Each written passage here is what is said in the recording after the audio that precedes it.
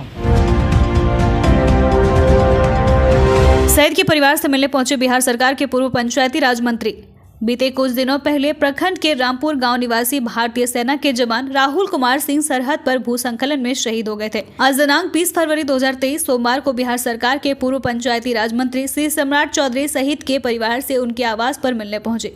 परिवारों से मिलकर शोक व्यक्त करते हुए शहीद राहुल कुमार के जज्बे एवं वीरता को सैल्यूट करते हुए कहा कि राहुल की यह शहादत देश हमेशा याद रखेगा। वह लोगों के दिलों में हमेशा जिंदा रहेंगे। अगर आज देश सुरक्षित है तो उनकी वजह से सिर्फ और सिर्फ हमारे देश के जवान हैं जो सरहद पर अपनी जान की परवाह किए बगैर देश की सुरक्षा करते हैं। आप दूसरे देश में देख लीजिए किस प्रकार से डर का माहौल है, लेकिन हिंदुस्तान में सभी लोग सुरक्षित हैं और इसकी वजह है सिर्फ और सिर्फ हमारे देश के वह जवान हैं। उन्होंने कहा कि आने वाले समय में सरकार के द्वारा राहुल के परिवार को उचित सहयोग किया जाएगा एवं उनके नाम पर पुस्तकालय एवं स्टैचू शीघ्र बनवाया जाएगा। वहीं श्री चौधरी ने जदयू के जल संसाधन मंत्री संजय झा एवं माननीय मंत्री लघु जल संसाधन बिहार सरकार श्री जयंत राज पर तंज कसते हुए कहा कि घर के दहलीज से पार होना लेकिन शहीदों के परिवार से ना मिलना यह दर्शाता है कि इन नेताओं के दिल में देश के सैनिकों के लिए कोई जगह नहीं है। यह लोग सिर्फ अपने राजनीति की रोटियां सेकते हैं, इनको किसी से कोई मतलब नहीं है। यह बिहार के लिए शर्म की बात है। बता दें कि बीते जिस दिन शहीद कुमार राहुल सिंह का शहादत रैली निकल रहा था, उस रैली के दौरान जल संसाधन मंत्री अपने काफिले को लेकर जा रहे थे, लेकिन एक पल के लिए भी रुकना जरूरी नहीं समझा। दुर्भाग्यपूर्ण है कि तारापुर के नौजवान रामपुर के ग्रामवासी राहुल जी की मृत्यु जिस तरह हुई ये अत्यंत दुर्भाग्यपूर्ण है और देश के लिए शहीद हुए।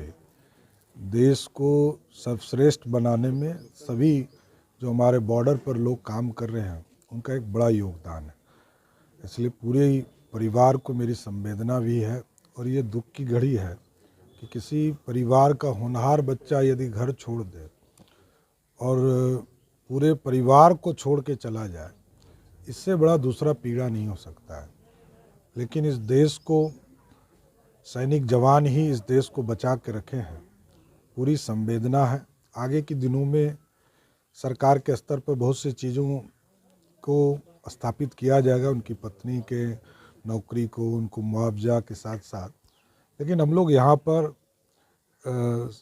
पुस्तकालय उनके नाम पर, राहुल जी के नाम पर, या गेट, मूर्ति का स्टैचू का निर्माण हम लोग शीघ्र कराएंगे। पूर्ण है, इस तरह की यदि घटना घटी है तो ये सैनिक का अपमान है। देखिए, कोई इमरजेंसी में जाता हो तो अलग बात है, लेकिन यदि कोई शहीद हमारे देश के लिए कोई शहीद हुआ हो, प्राणी को आहुति दिया हो, तो हर हालत में हमको तो उनको प्रणाम करना ही है। ये देश तब तक सुरक्षित है तब तक जब तक कि देश के वीर सैनिक बॉर्डर पर खड़ा है। बॉर्डर पर जब तक उनके द्वारा सुरक्षा हमारा किया जा रहा है तभी तक हम सुरक्षित हैं। नहीं तो दूसरे देशों का हाल देख लीजिए, यूक्रेन में रोज बम गिर रहे हैं, रसिया रोज लड़ रहा है, अफगानिस्तान को लूट लिया। तो वो स्थिति हिंदुस्तान में उत्पन्न नहीं हो, हम जरूर आग्रह करेंगे। ऐसे मंत्री को भी सोचना चाहिए कि शहीद के सम्मान में खड़े होकर प्रणाम करना चाहिए। हम तो स्वागत करेंगे जिस दिन नीतीश कुमार जी को यूपीए घोषित कर दे।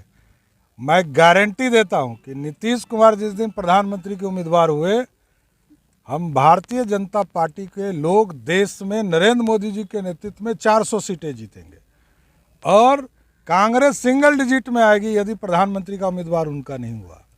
और नीतीश कुमार ने 18 वर्षों में बिहार को जिस तरह बर्बाद किया है, अब इसका हिसाब जनता चाहती है। जनता चाहती है कि बिहार का विकास हो। बगल में हमारे यहाँ योगी बाबा हैं। उत्तर प्रदेश में आप देखिए कि बजट से 7 गुना अधिक राशि वो स्टेट में खर्चा करने के लिए बाहर से पैसा लाए। आज 33 लाख करोड़ रुपया बगल के उत्तर प्रदेश में खर्चा हो रहा है, लेकिन बिहार के मुख्यमंत्री कौन समाधान यात्रा में कर रहे हैं पता नहीं। 18 साल हो गया मुख्यमंत्री नीतीश बाबू, अब कितना दिन हम लोग को झेलाइएगा। आधा बात तो उनको याद भी नहीं रहता कि क्या बोलते हैं, क्या करते हैं। आधा लोग चिंतित है कि बिहार के मुख्यमंत्री बीमार तो नहीं हो गए, चिंता है। इसलिए बिहार के विकास के लिए नीतीश कुमार जी से हाथ जोड़ते हैं कि अब बिहार को मुक्ति दीजिए।